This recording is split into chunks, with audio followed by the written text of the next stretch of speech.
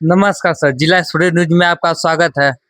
आइए आज हम मछली पालन के बारे में कुछ जानकारी देते हैं, अपने फार्म के बारे में जानकारी इकट्ठा करते हैं। सर आपका फार्म किस जगह पर है? ये हमारा फर्म जो है देई पार में है, जो जीएस सिंह मत्स्य विकास हैचरी के नाम से है। और पिपरौली के पास डीडा से मात्र 3 किलोमीटर दक्षिण जो है पिपरौली मार्केट से पूरब साइड है। जी सर, इससे पहले सर कुछ अपना फार्म पर विजिट करा सकते हैं सर? हाँ, क्यों नहीं करा सकते? आप लोग इतना दूर से आए तो विजिट करा सकते हैं। चलिए सर, चलते अपने फार्म पर विजिट कराते हैं, जिससे हमारे किसान भाइयों को आने में असुविधा नहीं होगी और फार्म के बारे में जानकारी भी मिल जाएगी। आइए सर, फार्म दिखा दीजिए अपना फार्म।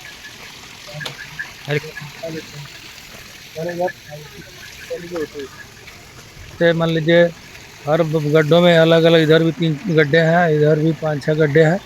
अलग अलग बच्चा जो है अलग अलग वैरायटी का यहाँ पर रखा जाता है, ताकि हर मौसम में ग्राहकों को, मत्स्य पालकों को अलग अलग वैरायटी का बच्चा यहाँ पर उचित मूल्य पर दिया जाता है, जिससे हमारे यहाँ से गोरखपुर, बस्ती और संत कबीर नगर के मत्स्य पालक बच्चा ले जाते हैं और अपना काफ़ी ग्रोथ करते हैं। क्योंकि तालाब में हमेशा जो है ऊपरी लेयर, मध्य वाली लेयर और बीच वाली लेयर की मछली होनी चाहिए। कभी कभी कुछ लोग जो है, कुछ लोगों के बहकावे में आकर के एक ही लेयर की मछली पर्याप्त मात्रा में तालाबों में डाल देते हैं, जैसे मछली उसका ग्रोथ नहीं हो पाता है। इसलिए यहाँ पे हमारा जो फर्म है, ये जीएस सिंह मत्स्य विकास हैचरी, जो गोरखपुर जिले से, गोरखपुर मुख्यालय से मात्र 12 किलोमीटर ये पश्चिम दक्षिण कोने पर स्थित है। जो जैतपुर से भी रास्ता यहाँ पे आता है और गीडा से भी आता है।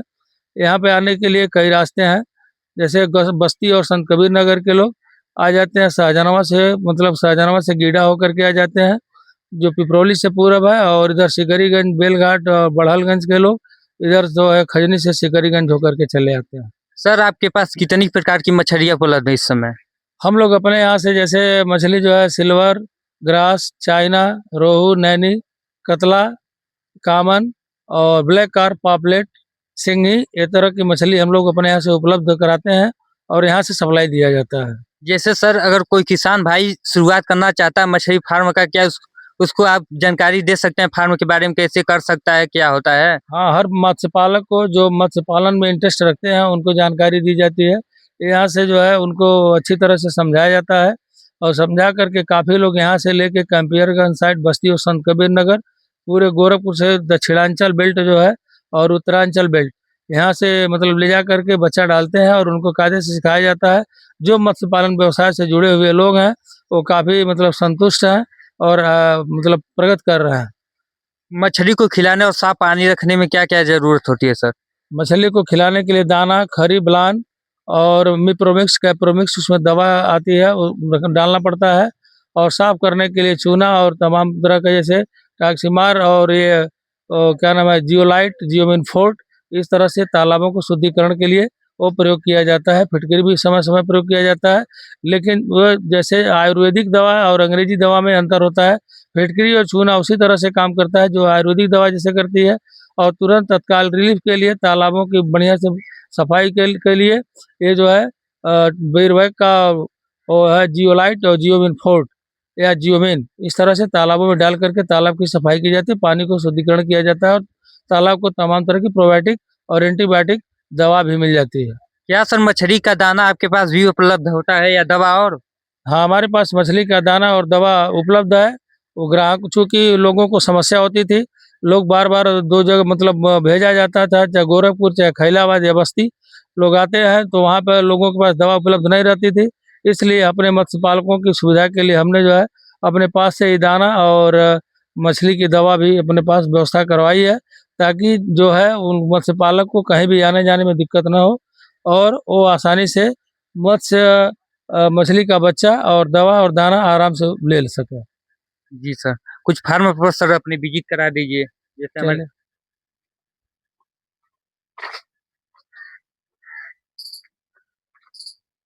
एआरएस सिस्टम बनाया गया है, जी सर। जिसमें बैकर वगैरह, सिंगी वगैरह का भी पालन होता है जी। और काफ़ी प्रचुर मात्रा में ऐसे मतलब बताया जाता है। गवर्नमेंट भी इस पर काफ़ी जो है लोगों को वो करवाई है और सब्सिडी लेकर के अब काफ़ी मत्स्य पालक सफल है। और ये है आरएस सिस्टम, और इस सिस्टम में कम जगह में जो है अच्छा मछली का उत्पादन होता है। इसलिए ऐसे भी किसान इसमें जो है सिंगी पॉपलेट, सिंगी और क्या नाम है ये बैकर वगैरह पाल करके फिंगर से फ्राइलिंग कर सकते हैं। और सर सरकार कितने परसेंट सब्सिडी देती है मछली पालन पे?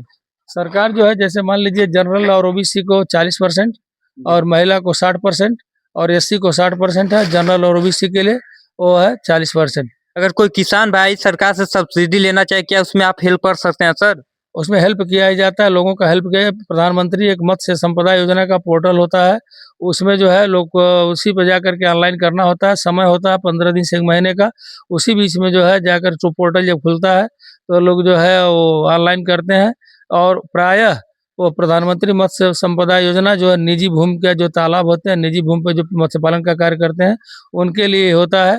और मुख्यमंत्री मतलब हमारे एक यशस्वी मुख्यमंत्री जो माननीय योगी आदित्यनाथ जी हैं, वो अब उनके अपने पोर्टल से जो है जो तालाब पट्टे के तालाब है, पट्टे के तालाब में जो लोग मत्स्य पालन का कार्य करते हैं उनको सब्सिडी और तमाम तरह की मुहैया मतलब बीज के लिए, दाने के लिए, तालाब सुधार के लिए वो सरकार जो है मतलब उपलब्ध करवाती है।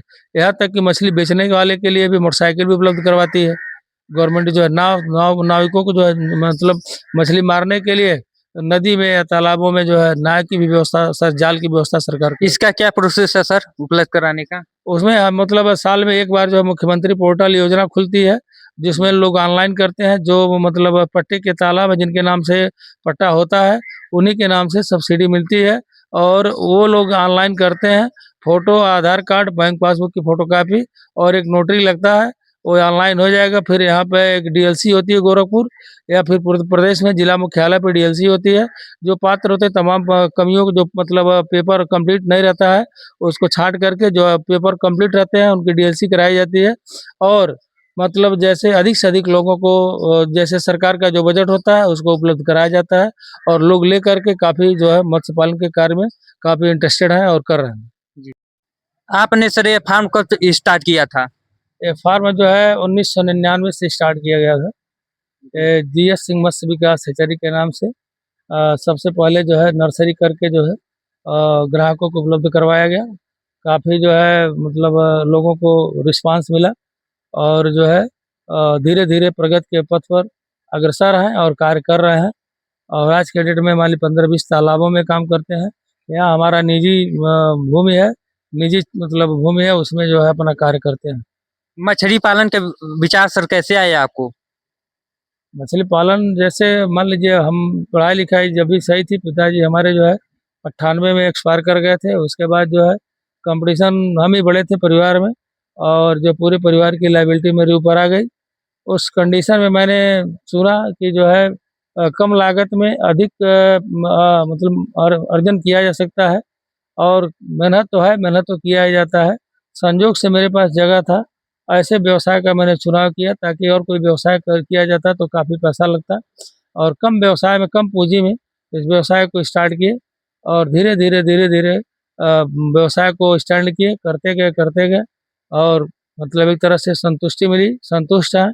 और 2-4-10 लोगों का स्टाफ हमेशा काम करता रहता है यहाँ पे और यहाँ से मतलब काफ़ी लोगों को सुविधा दिया जाता है।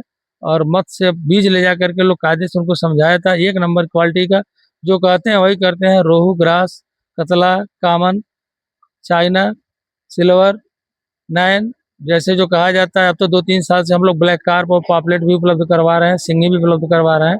अब तो कलकत्ता से चीतल भी आ रहा है और हर तरह की मछली का अब जो है धीरे-धीरे हम लोग यहाँ से उपलब्ध करवा रहे हैं और लोग ले जा रहे हैं। काफ़ी मतलब संतुष्ट हैं ले जा कर के, मत्स्य पालन का कार्य कर रहे हैं। शुरुआती समय में क्या-क्या चुनौतियाँ थी हैं सर? और शुरुआती समय में काफ़ी पूँजी की समस्या आती है, अर्थव्यवस्था की समस्या आती है, टेक्नोलॉजी की समस्या आती है, तालाब प्रबंधन की समस्या आती है और लेबर की भी समस्या आती है।